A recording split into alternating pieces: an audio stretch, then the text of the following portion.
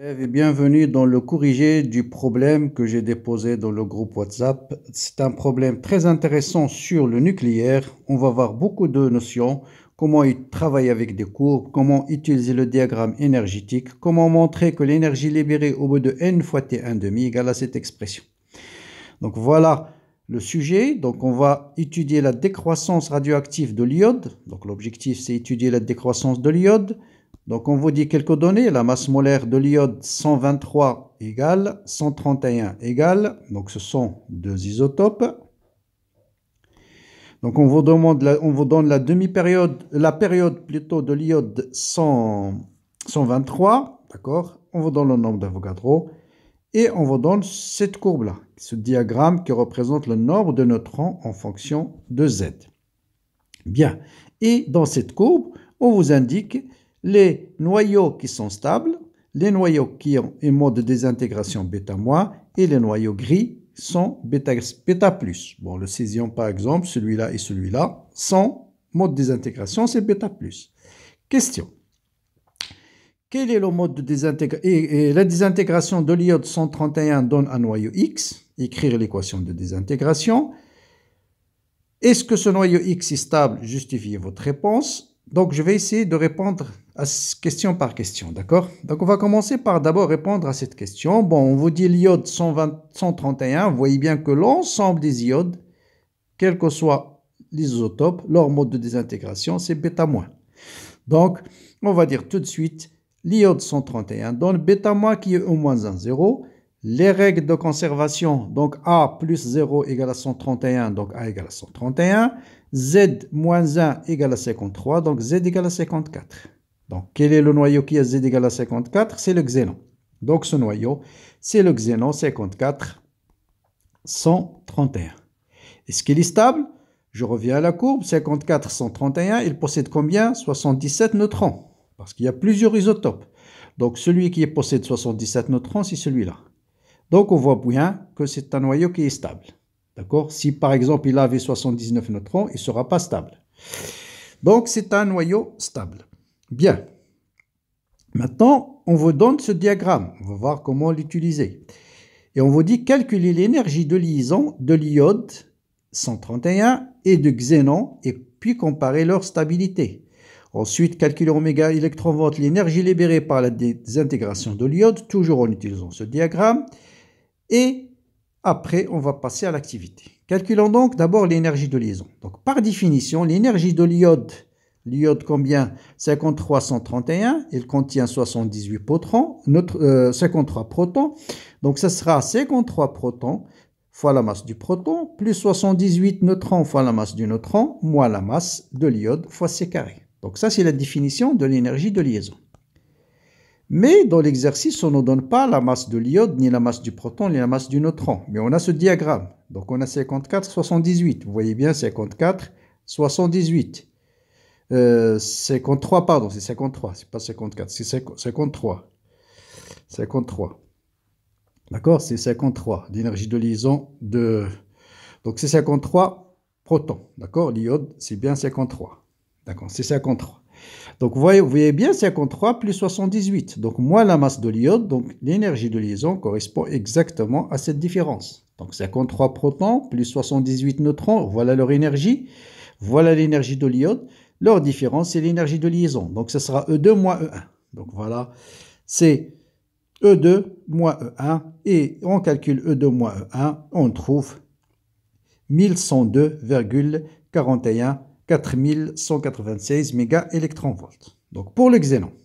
Pour le xénon, leur Z, c'est 54. Donc, il contient 54 protons et 77 neutrons. Donc, l'énergie de liaison, par définition, c'est l'énergie 54 fois la masse du proton, plus 77 fois la masse du neutron, moins la masse du xénon, fois C carré.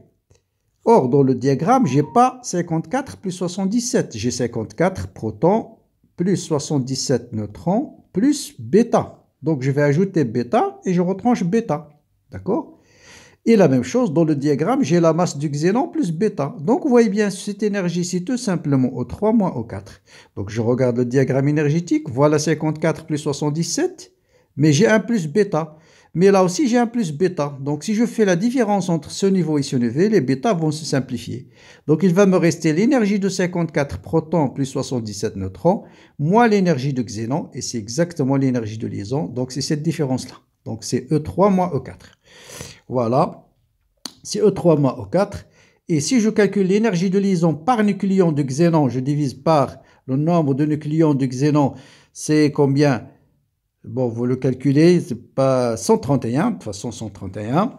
Je trouve 8,42, alors que l'énergie de liaison par nucléon de l'iode, c'est-à-dire c'est cette énergie divisée par 131, vous allez trouver 8,41. Et on voit bien que celle-là, elle est supérieure à celle-là. Ça veut dire le xénon, il est beaucoup plus stable que l'iode.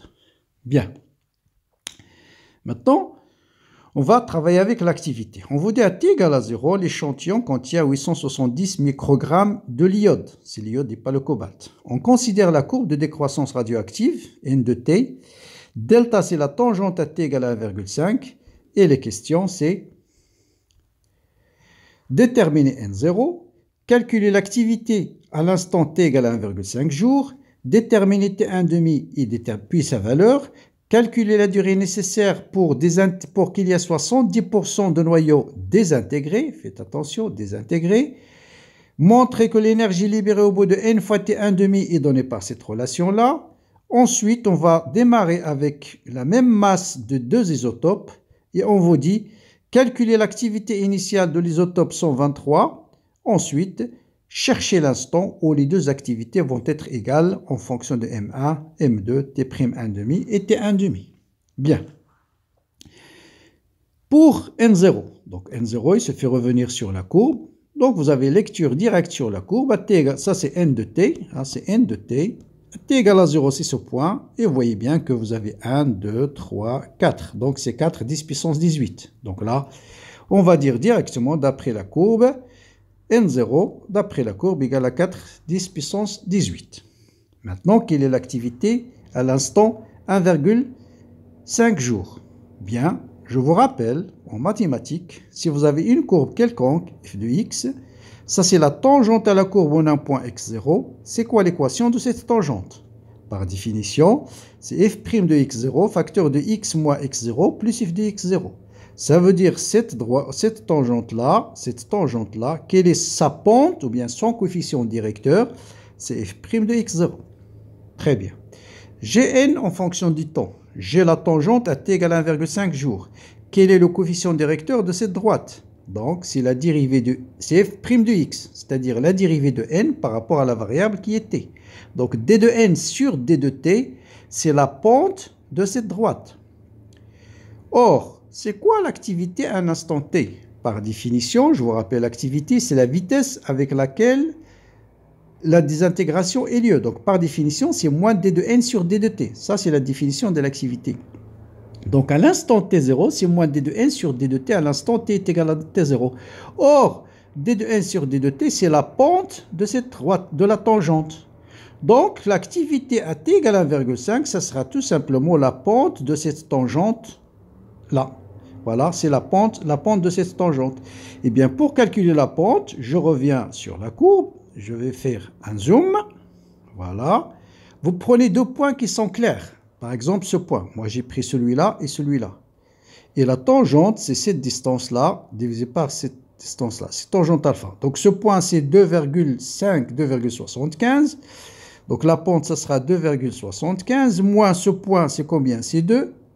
Divisé par, ici, c'est combien? J'ai 1, 2, 3, 1, 2, 3, 4, 4, donc sur 4, moins, et ce point c'est combien? Ce point c'est 6,5. Voilà, bien sûr ici il ne faut pas oublier, multiplier par 10 puissance 18. Donc voilà l'équation de la tangente. Et bien sûr vous allez trouver une valeur négative. Bien, donc on revient.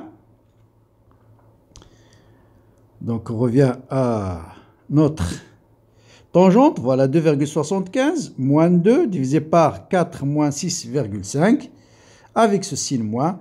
Bien sûr, ne pas oublier de multiplier par 10 puissance 18 et je vous trouve moins 0,3 désintégration par jour. Hein, l'unité, c'est désintégration par jour. Mais si on veut l'activité en becquerel, il faut transformer le temps en secondes. Un jour, c'est 24 heures. 24 fois 3600. Bon, sauf erreur de calcul, je voulais ce soir vérifier les applications numériques. C'est 3,4, 10 puissance 12 becquerel. Donc ça, c'est l'activité à t égale 1,5 jours. Maintenant, définir T1,5, déterminer sa valeur. Bon, T1,5, c'est le temps au bout duquel le nombre de noyaux restants est égal à N0 sur 2. Pour la calculer, là aussi, très simple, vous allez juste sur la courbe. Voilà N0, donc c'est 1, 2, 3 et 4. N0 sur 2, c'est 2. Et je vais faire directement une lecture sur la courbe. Voilà N0 sur 2, je cherche l'abscisse de N0 sur 2 est égal à celui-là. Et vous voyez bien ici que 6, 7, 8. Donc le T1,5, c'est 8 jours. Voilà. Donc on va dire graphiquement, tout simplement, graphiquement, T1,5 égale à 8 jours. Bien. Donc voilà sa valeur d'après la courbe. D'après la courbe, c'est T1,5 égale à 8 jours de l'iode 131. Très bien. Maintenant, quel est le temps au bout duquel il reste 70%, ce sont désintégrés. Bon, toujours si on vous dit quelque chose désintégré, on cherche combien il reste. Donc si 70% sont partis, il reste 30%. Qu'est-ce que ça veut dire, il reste 30%? Ça veut dire n de t sur n0, c'est 30 sur 100, c'est-à-dire 0,3. Or, n de t sur n0, c'est exponentiellement lambda t. Donc, j'applique le logarithme de 0,3 et ainsi de suite, et je trouve t. Donc là, vous remplacez lambda par log de 2 sur t1,5. Là aussi, vérifiez les calculs. Pour moi, j'ai trouvé 13,9 jours. Bon, une petite astuce pour vérifier si au moins cet ordre de grandeur peut être correct. On vous dit, on a n de t, c'est 0,3. n0, c'est n0 sur 3. Bon, n0 sur 3 est compris entre quoi? Entre n0 sur 2 et n0 sur 4. D'accord? n0 sur 2 et n0 sur 4. Or, le temps au bout duquel il va rester n0 sur 2, c'est 8 jours. Le temps au bout duquel il va rester n0 sur 4, c'est n0 sur 2 à la puissance 2, c'est n fois t1,5, 2 fois t1,5, c'est 16 jours. Donc ce temps-là doit être compris entre 8 et 16, c'est ce qu'on a trouvé. Bon, ça c'est juste pour vérifier. Bien, maintenant l'énergie libérée au bout de n fois t1,5. Or, le nombre de noyaux qui reste au bout de n fois t1,5, c'est n0 sur 2 à la puissance n. Donc, le nombre de noyaux qui se sont désintégrés, c'est n0 moins n de t, c'est-à-dire n0 sur 2 à la puissance n. Donc, il est égal à n0, facteur de 1 moins 1 sur 2 à la puissance n. Or, chaque désintégration va donner une énergie libérée E lib. Donc, si j'ai 10 désintégrations, ça sera 10 fois E. Donc, l'énergie libérée, ça sera tout simplement nd fois E lib. Et si vous remplacez nd, ça sera n0, facteur de 1 moins 1 sur 2 puissance n, fois E lib, et c'est exactement la chose qu'on vous demande de démontrer. Donc vous voyez, cette formule apparaît difficile, mais avec un raisonnement simple, vous allez trouver la relation. Bien, maintenant le temps au bout duquel les deux activités sont égales. Maintenant il faut remarquer que l'activité T1,5 de l'iode 131 c'est 8 jours. 223 c'est 13, donc celui-là il se désintègre beaucoup plus vite, donc c'est celui-là qui va avoir l'activité initiale plus grande, sinon ils se rencontreront jamais. Et voilà le temps, et celui-là il se désintègre moins vite, donc à certains moments, leurs activités vont être égales à cet instant. Comment déterminer cet instant? La seule donnée que les deux, la masse des deux échantillons, c'est les mêmes. Or, je vous rappelle que bon, d'abord, il y a une question préliminaire, c'est de calculer l'activité initiale dans l'échantillon 123. Bon, l'activité, c'est lambda prime fois N0. Lambda prime N0, c'est le nombre d'Avogadro fois M0 divisé par la masse molaire. Et je vous laisse ce soir de faire l'application numérique. D'accord? Bien.